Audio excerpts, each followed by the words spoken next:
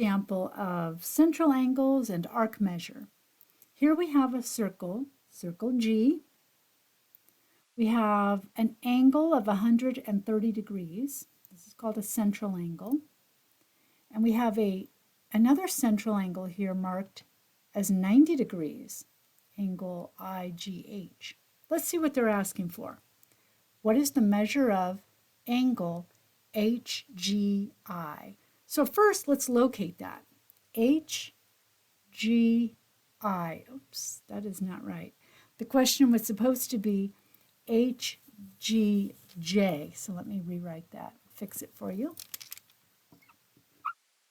Locate angle HGJ. HGJ. Oh, there it is. So they're asking for the measure of this angle here.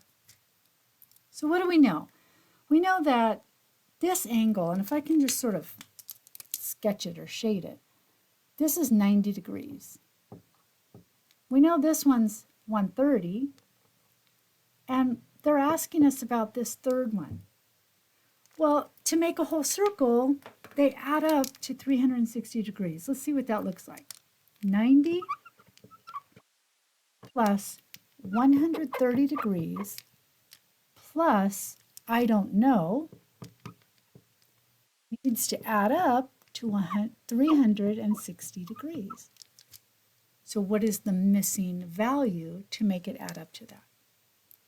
You have more than one way to do it. You can put these together, get, let's see, 220.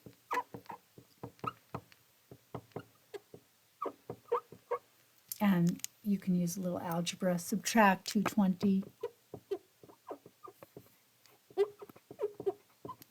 140 degrees, and then again, before you turn that in or submit it, ask yourself, does it make sense? If I add 90 plus 130 plus 140, do I get 360 degrees? And that's your proof that you must be correct.